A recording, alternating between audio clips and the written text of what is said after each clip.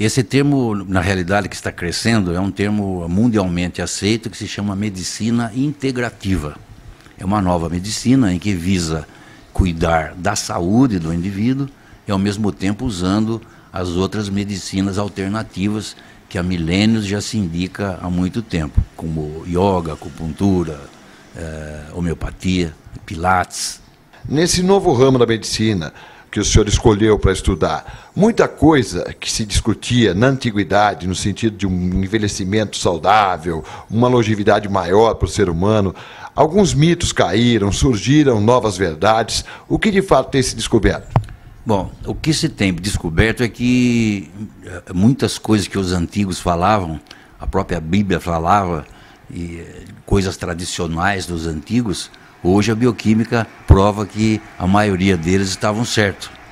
Por exemplo, no programa do Edmundo foi falado qual era a longevidade, o que os orientais faziam para atingir a longevidade. Então, o ditado era comer metade, rir o dobro e caminhar o triplo. E na realidade, se você for fazer uma análise bioquímica hoje, comer metade, já existe um trabalho que se chama restrição calórica, em que se você só diminuir 20 a 30% da quantidade que você come, você já tem uma longevidade de 30 a 40% maior. Isso foi feito experiências com ratos e há comprovação científica. É o tal de sair da mesa com fome.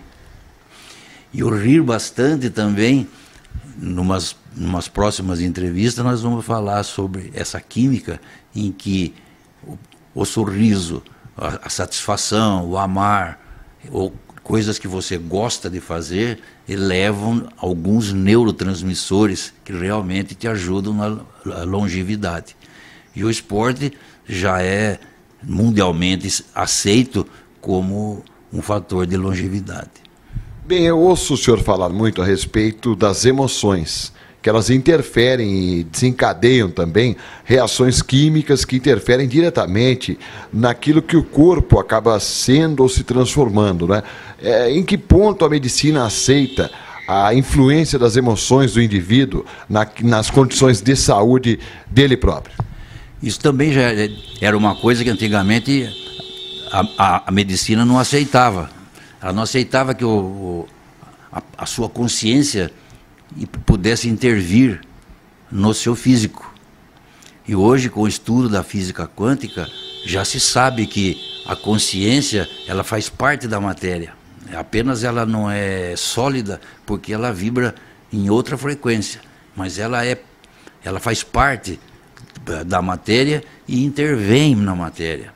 Então, dependendo da situação da sua consciência, você vai ter saúde ou vai ter doença. E a maioria das doenças começam na sua alma, no seu espírito, que é a sua consciência.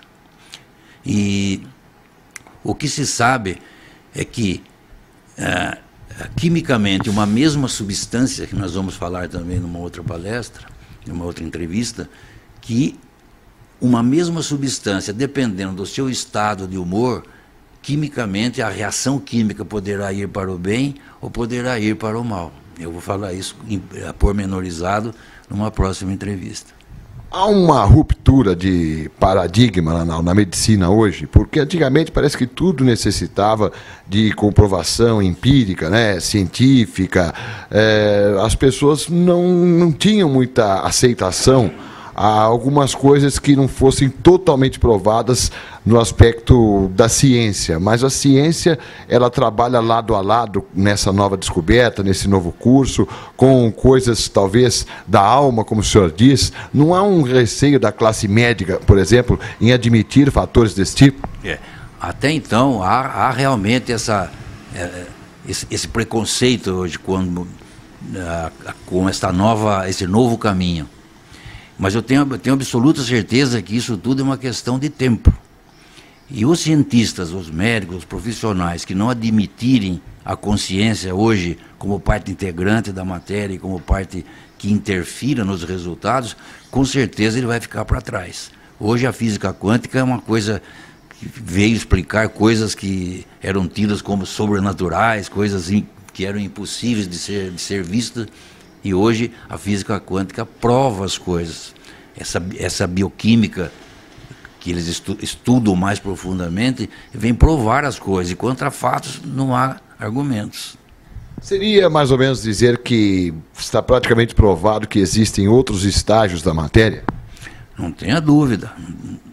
Pelo estudo da física quântica, inclusive, você vai ver que há outras dimensões possíveis. Nós estamos numa determinada frequência quântica e é possível que existam outros mundos paralelos quanticamente. E isso a física está provando aos poucos. Quer dizer que a ciência tende, na opinião do senhor, a não só reconhecer, como provar coisas que há um tempo ficavam restritas aos espiritualistas, até a própria doutrina espírita, a doutrina de Allan Kardec? O que acontece é que você veja, as religiões antigas eram baseadas em interesses.